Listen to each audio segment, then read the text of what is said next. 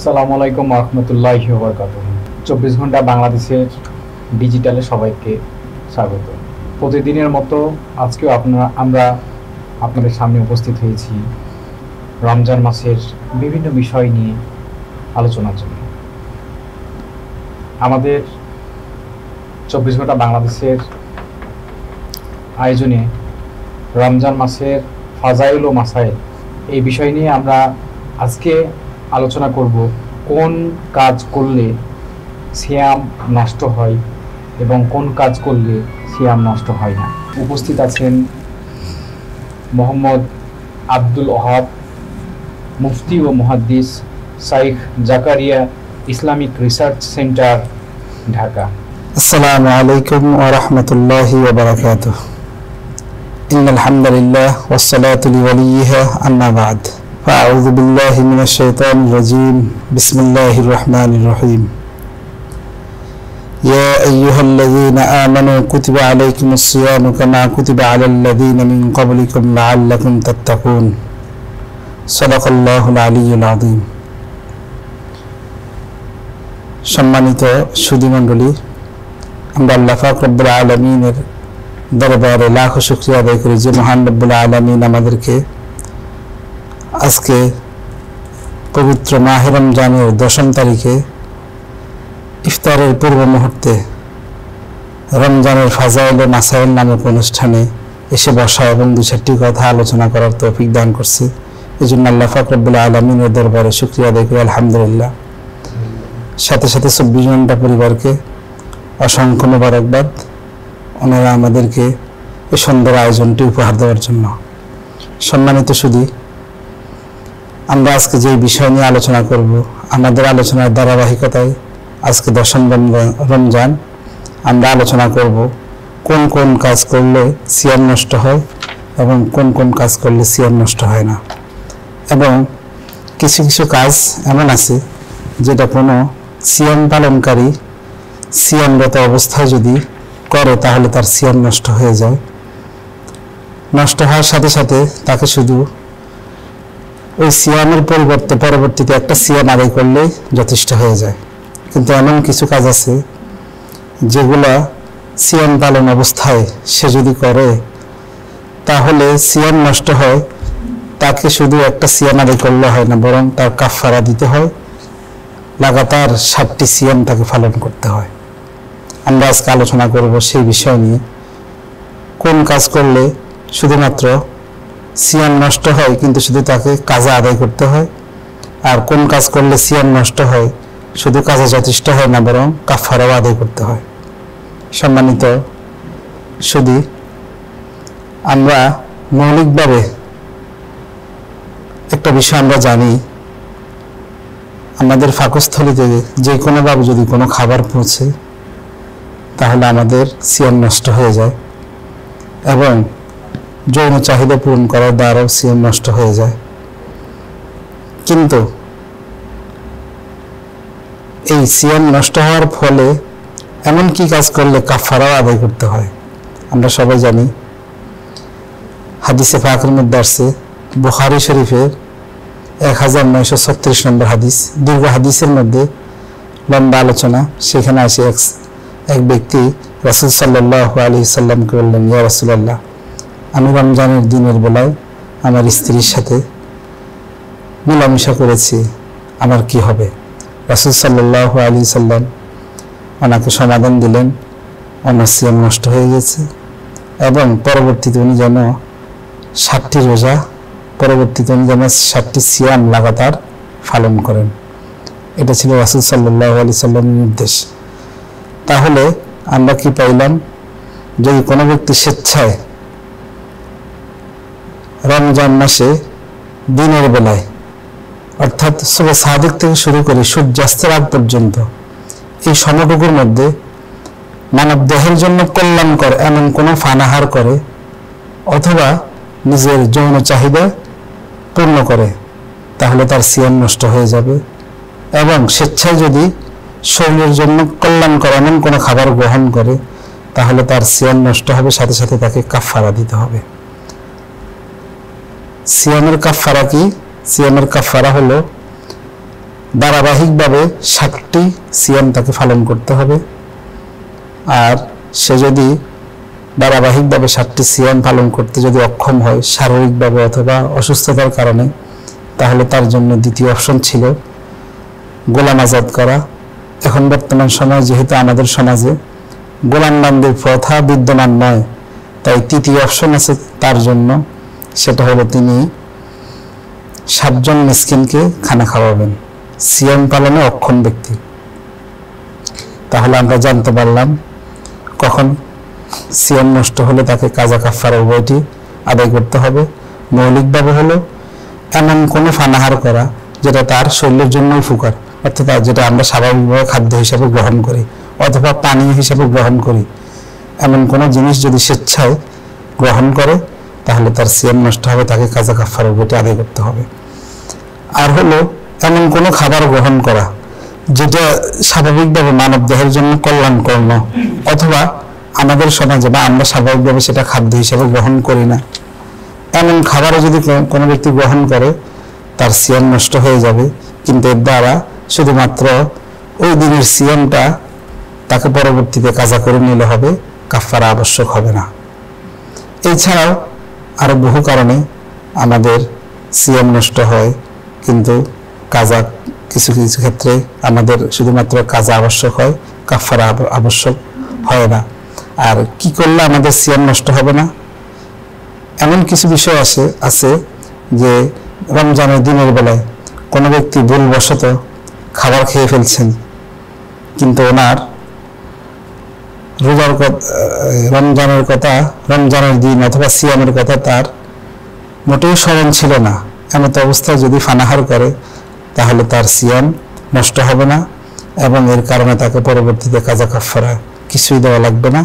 এজন্য ভুলবশত যদি এমন কিছু হয়ে যায় যার কারণে উনি পেট ভরে খানা খেয়েছেন অথবা পানাহার করেছেন অথবা ইত্যাদি ইত্যাদি এমন কোনো কাজ করেছেন যেগুলো স্বাভাবিকভাবে করলে সিয়াম নষ্ট হয়, কিন্তু ভুলবশত করার কারণে ওনার সিয়াম নষ্ট হবে না এবং কাজা কাফারা কিছুই দেওয়া লাগবে না। তবে এই ক্ষেত্রে একটা জিনিস লক্ষণীয়, আমরা কেউ যদি রমজানের দিনের বেলা ভুলবশত কোনো পানাহার করে ফেলি, কিন্তু পানাহার করার পরে আমার সিয়ামের কথা স্মরণ হওয়ার পরেও আমি আবার খানা খেয়েছি, তাহলে এই ক্ষেত্রে সিয়াম তো নষ্ট হবেই, কিন্তু ওই দিনের সিয়ামের আমাকে কাজা দেওয়া লাগবে, কাফারা লাগবে না। এ হলো মৌলিকভাবে মোটাভাগে কথা। আল্লাহ তাআলা আমাদেরকে এই বিষয়গুলো অনুধাবন করার তৌফিক দান করুন। আমাদের কাছে এক ভাই প্রশ্ন করছেন, ওযু কিংবা গোসল করার সময় যদি নাকে কিংবা মুখে কোনোভাবে পানি ঢুকে যায়, তো সেই ক্ষেত্রে কি সিয়াম নষ্ট হবে? অনেক প্রয়োজনীয় প্রশ্ন। রমজানের দিনের বেলায় আমরা যখন গোসল করি অথবা ওযু করি, হাদিসের মধ্যে আসছে রাসূল সাল্লাল্লাহু আলাইহি সাল্লাম তিরমিজি শরীফের 788 নম্বর হাদিস, রাসূল সাল্লাল্লাহু আলাইহি সাল্লাম বলছেন রমজান মাসে দিনের বেলায় ওযু করার সময় যেন গড়গড়া করতে, অর্থাৎ এমনভাবে কুলি না করা যাতে করে তার গলায় পানি পৌঁছে যায়, এমনভাবে গড়গড়া করতে আল্লাহ নবী নিষেধ করেছেন। তো রমজানে স্বাভাবিকভাবে যদি আমরা ওযু করি অথবা গোসল করি এবং ওযু গোসলের মধ্যে আমাদের শরীরে ঠান্ডা লাগে, যে পানি ব্যবহার করি, এতে আমাদের সিয়ামের কোনো সমস্যা হবে না, এতে কোনো সমস্যা নেই। কিন্তু গড়গড়া করতে গিয়ে অথবা পানিতে যখন আমি ডুব দিলাম, ডুব দেওয়ার ফলে যদি আমার নাকে মুখ দিয়ে যদি পানি আমার গলায় চলে যায়, তাহলে এই অবস্থায় সিয়াম নষ্ট হয়ে যাবে। কিন্তু যেহেতু এটা আমার ভুলবশত হয়েছে, অনিচ্ছাকৃতভাবে হয়েছে, এজন্য এই সিয়ামের শুধুমাত্র কাজা আদায় করলে হবে, কাফারা লাগবে না। আর যদি সিয়ামের কথা আমার স্মরণেই না থাকে, এমন অবস্থা আমি পানি পান করে ফেলি, তাহলে আমার সিয়াম নষ্ট হবে না, কাজা কাফারা তো লাগবেই না। এটা হলো শরীয়তের বিধান। ধন্যবাদ হুজুর এত সুন্দর আলোচনা করার জন্য। আমাদের কাছে আরেক ভাই প্রশ্ন করেছেন, কেউ যদি ঘুমন্ত অবস্থায় পানি কিংবা অন্য জাতীয় যে খাবার খেয়ে ফেলেন কিংবা ঘুমরত অবস্থায় খেয়ে ফেলেন, তাহলে সেই ক্ষেত্রে যে এখানে বিধান কি? এটা স্বাভাবিকভাবে সাধারণত ঘুম অবস্থাতে পানি হয় না, পানি খাওয়া হয় না। কিন্তু এমন যদি হয় কোনো রোজাদার ব্যক্তি শুয়ে আছেন, এখন কেউ তার মুখে পানি ঢেলে দিয়েছে, অথবা যে ডালছেন উনি জানেন না যে উনি রোজাদার, দুষ্টামি চলে, এই ধরনের হতে পারে। যদি হয়ে যায় আর রোজাদার ব্যক্তি সত্যি ঘুমিয়ে থাকে, আর এই অবস্থায় যদি উনি পানিটা খেয়ে ফেলেন, তাহলে ক্ষেত্রে তো উনি ঘুমান্ত অবস্থায় যেহেতু ছিলেন, এই জন্য ওনার সিয়াম নষ্ট হবে না। কিন্তু সতর্কতা হলো, এ ধরনের রোজাদার ব্যক্তি জেনে শুনে যিনি রোজা অবস্থায় আছেন ওনার মুখে এই ধরনের পানি ডালা, এটা মোটেই কাম্য না। এই জন্য এই ধরনের সতর্কতা অবলম্বন করা জরুরি, যাতে করে রোজাদার ব্যক্তির রোজায় সমস্যা হয় এমন ধরনের কোনো কাজ করা থেকে আল্লাহ তাআলা আমাদেরকে তৌফিক দান করুন। আমাদের কাছে আরেকজন বোন প্রশ্ন করছেন, উনি মাঝে মাঝেই রোজা অবস্থায় বেহুশ হয়ে যায়, তো এই বেহুশ হয়ে গেলে কি ওনার রোজা থাকবে না ভেঙে যাবে? অত্যন্ত চমৎকার প্রশ্ন। অনেক সময় দেখা যায় রোজাদার ব্যক্তি রোজা রাখা অবস্থায় যে কোনো কারণে, অথবা বিমারির কারণে হোক অথবা রোজার কারণে হোক, বেহুশ হয়ে যান। অনেক সময় অনেক বৃদ্ধ আম্মাজানরা এই ধরনের হয়ে যান।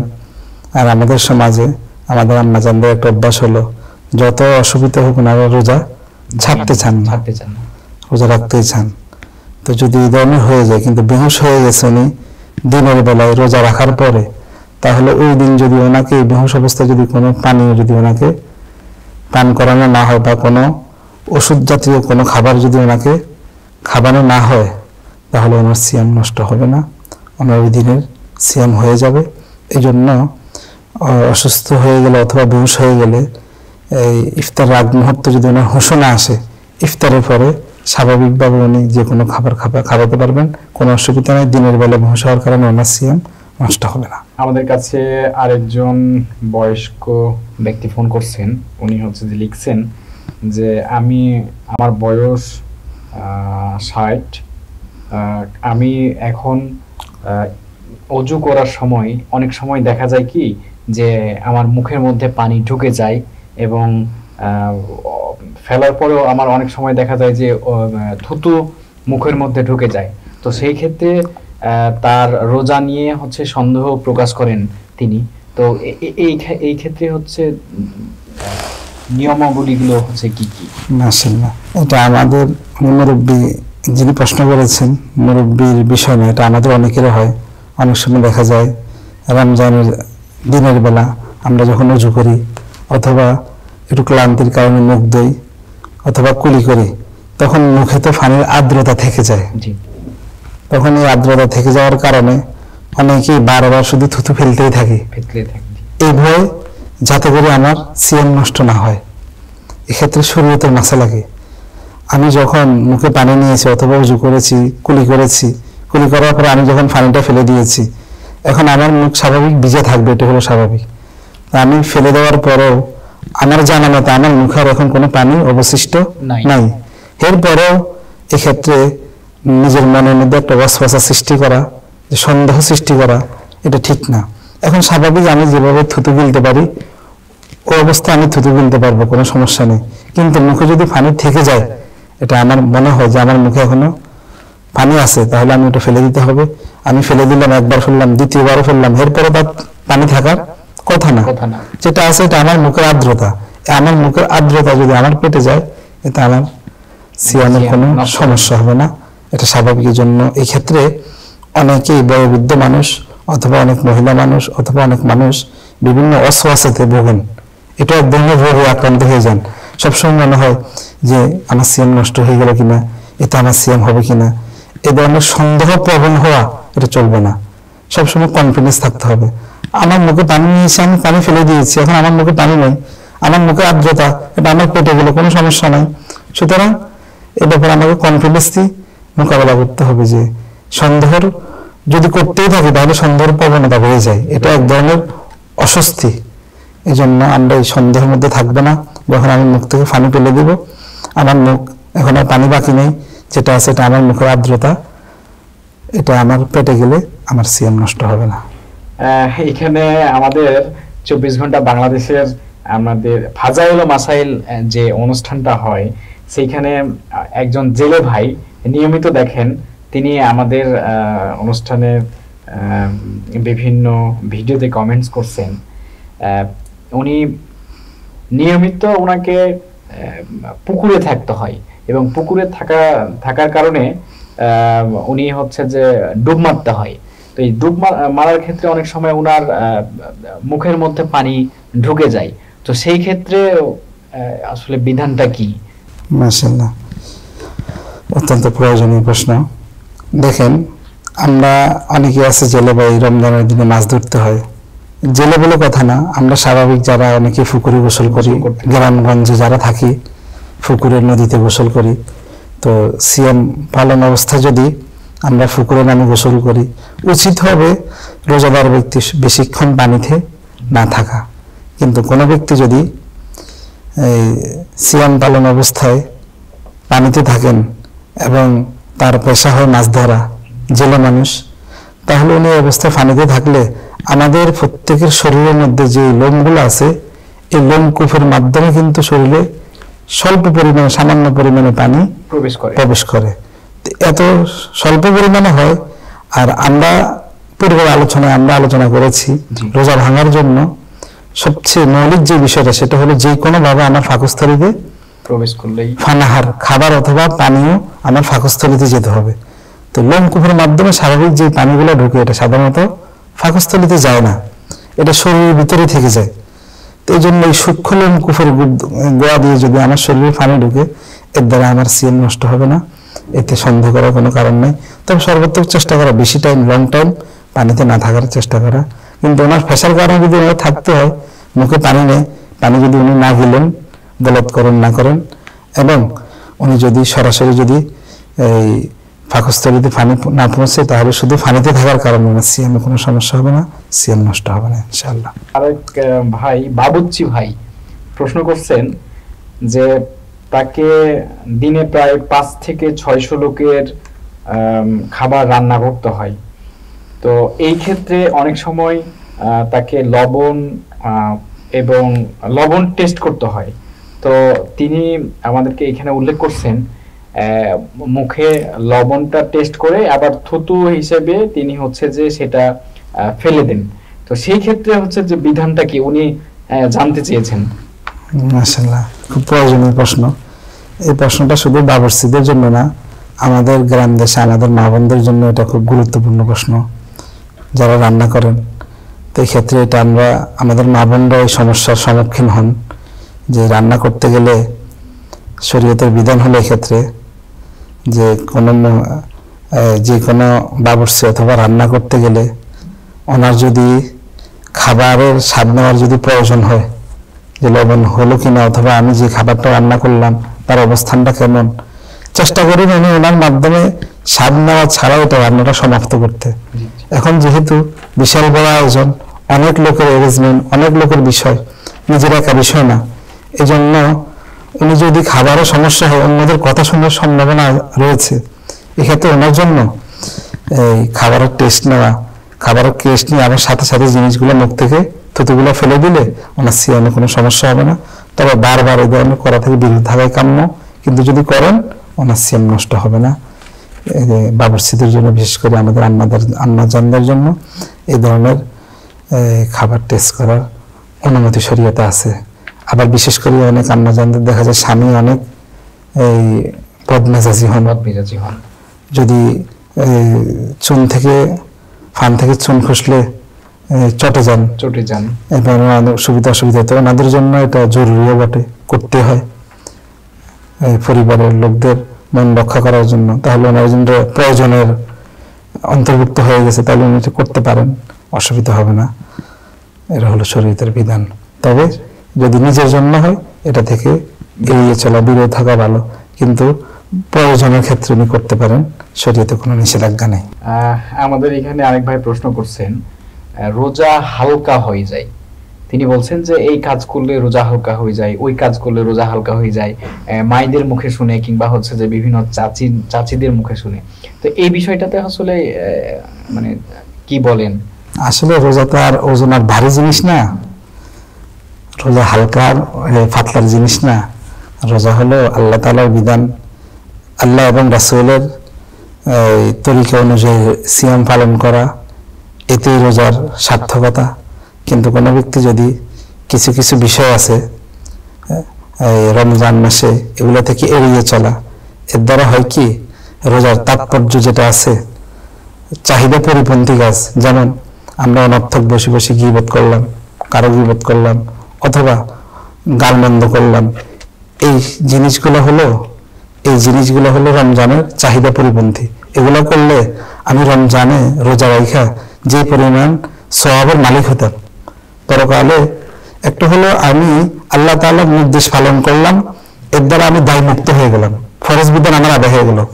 কিন্তু পরবর্তীতে এই রোজার মাধ্যমে আল্লাহ তাআলা আমাকে পুরস্কৃত করবেন, আর পুরস্কার হবে আমার রোজাটা কতটুকু নীরবভাবে আমি পালন করতে পারলাম। আর রোজাটা ওই সময় যে আমার রোজাটা পূর্ণাঙ্গভাবে আদায় হবে যখন আমার রোজার মধ্যে কোনো ফাহিশা কথাবার্তা থাকবে না, কোনো আমার দেখার মধ্যে কোনো শরীয়ত বিরোধী কোনো জিনিস থাকবে না, আমার চলার মধ্যে, আমার বলার মধ্যে, আমার ধরার মধ্যে। অর্থাৎ এক কথায় রাসূল সাল্লাল্লাহু আলাইহি সাল্লাম বলছেন, আল মুসলিমু মান সালিমাল মুসলিমুনা মিন লিসানিহি ওয়া ইয়াদিহি, আমার কথা থেকে, আমার হাত থেকে যখন অন্য মুসলমান নিরাপদে থাকলো, আমার হাতের দ্বারা কেউ কষ্ট পেল না, আমার জবানের দ্বারা কেউ কষ্ট পেল না, তাহলে আমি আমার রোজার হক আদায় করলাম। আর রোজা যদি আমি হক আদায় করে রাখতে পারি তাহলে আমার এই রোজা, এই সিয়াম ময়দানে মাহশারে ফাল্লার মধ্যে অনেক বাড়ি হবে। এখান থেকে আসে আমাদের মা বোনরা বলেন রোজা হালকা হয়ে যাওয়া। হালকা হওয়া মানে রোজার চাহিদা পরিপন্থী এমন কাজ করা যেটা রোজার চাহিদা না। এমন কাজ করলে আমার রোজার যে সওয়াবের মধ্যে আমার কমতি চলে আসলো, রোজা আদায় হয়ে যায় ঠিক, কিন্তু রোজার এই সওয়াবের মধ্যে যে পরিমাণ আমি পুরস্কৃত হওয়ার কথা ছিল ওই পরিমাণ আমি পুরস্কৃত হলাম না। তো হাদিসের মধ্যে আছে এমন অনেক রোজাদার আছেন তাদের রোজা, তাদের উপবাস থাকা ছাড়া আর কিছুই তারা পাবে না, শুধুমাত্র উপবাস থাকাই হলো। কারা? যারা রোজাও রাখলো ঠিক কিন্তু অন্য সমস্ত অন্যায় কাজের সাথে নিজেকে জড়িয়ে রাখলো, তাহলে সে রোজাদার। শুধু রোজা রাখা মানে দিনের বেলা সে খানা খাইলো, উপবাসে রইলো, এতটুকু। এই রোজাগুলো আমাদের দেশের পরিভাষা বলে রোজা হালকা হয়ে যাওয়া, এই হিসাবে বলে আর কি। কিন্তু রোজা রাখি এমন কিছু কাজ আছে যেগুলো করলে সরাসরি রোজা ভেঙে যায়, আর কিছু কাজ আছে রোজা ভাঙে না ঠিক কিন্তু এটা রোজার চাহিদা পরিপন্থী, এগুলো আমাদের গ্রাম দেশে বলে আর কি, এগুলো করলে রোজা হালকা হয়, মূলত এই দৃষ্টিকোণ থেকে বলে আর কি। এই জন্য রমজানের মাসে আমরা যেভাবে পারি সমস্ত গর্হিত কাজ থেকে নিজেকে বিরত রাখার চেষ্টা করব। এই জন্যই চেষ্টা করব যেন আমি সারাদিন উপবাস রইলাম, এই উপবাসটা যেন আমার অনর্থক না যায়, ময়দানে মাহশারে যেন মিজানের পাল্লাতে যেন আমার এই রোজাটা যেন অনেক ওজনী হয়, এবং এর বিনিময়ে যেন আমি আল্লাহ তাআলা যে সমস্ত পুরস্কার ঘোষণা করেছেন আমি যেন সেই পুরস্কারগুলো পাই। এই জন্য আমি সমস্ত ফাহিশা কাজ থেকে এবং গর্হিত কাজ থেকে বিরত থাকার চেষ্টা করব। আল্লাহ পাক রব্বুল আলামিন আমাদের সবাইকে তৌফিক দান করুন। আমাদের কাছে আরেকটি প্রশ্ন আসছে, এক ভাই লিখছেন যে কিছুদিন আগে তিনি একটা অ্যাক্সিডেন্ট করছেন ছোট, এবং সেই ক্ষেত্রে ওনার পেটে এবং পায়ে কিছু ক্ষত তৈরি হয়েছে। এই ক্ষত স্থানগুলোতে ডাক্তার নিয়মিত মেডিসিন ব্যবহার করতে বলেন, এবং সেক্ষেত্রে রোজা ভঙ্গের যে একটা বিধান এখানে হচ্ছে যে কি বলে উনি জানতে চেয়েছেন। আলহামদুলিল্লাহ, ভাই যে সমস্যার সম্মুখীন হয়েছেন আল্লাহ তাআলা ভাইকে সুস্থ করে দেন, আমরা দোয়া করি। আসলে এই ধরনের অ্যাক্সিডেন্ট আমরা যে কেউ হতে পারি, তো অ্যাক্সিডেন্টই তো উনি অ্যাক্সিডেন্ট হওয়ার কারণে পায়ে এবং পেটে ক্ষত হয়েছেন। আসলে পেটে ক্ষত বলতে যদি এমন হয় যে ক্ষতটা ওনার পাকস্থলী পর্যন্ত পৌঁছে যায়, আর এটা যদি ওষুধ ব্যবহার করলে সরাসরি পাকস্থলীতে যাওয়ার সম্ভাবনা থাকে তাহলে ওনার রোজা ভঙ্গ হবে। যদি এমনটি না হয়, পেটে বলতে শুধুমাত্র উপরে দিয়ে যে কোনো সমস্যা হয়েছে অথবা শরীরে অন্য কোনো জায়গায় সমস্যা হয়েছে, ওখানে ওনাকে মলম জাতীয় বা আদার্স যে কোনো ওষুধ ওই জায়গায় মালিশ করতে হয় বা লাগাইতে হয়, তাহলে এর দ্বারা ওনার রোজা নষ্ট হবে না, ওনার রোজা কোনো সমস্যা হবে না, যেহেতু ওনার পাকস্থলীতে পৌঁছায় না ওষুধটা। আর পাকস্থলী যদি পৌঁছায় তাহলে রোজা বন্ধ হবে, পাকস্থলীতে না পৌঁছাইলে ওই ক্ষতস্থানে ওষুধ ব্যবহার করার দ্বারা ওনার রোজা নষ্ট হবে না। ধন্যবাদ হুজুর আপনাকে এত সুন্দর আলোচনা করার জন্য। দর্শক আপনাদেরকেও ধন্যবাদ। 24 ঘন্টা বাংলাদেশের নিয়মিত আয়োজন রমজান মাস উপলক্ষে রমজান মাসের ফাজাইল ও মাসাইল শোনার জন্য। তো আজকের মতো সবাই ভালো থাকবেন, আগামী পর্বে আবার দেখা হবে আপনাদের সঙ্গে।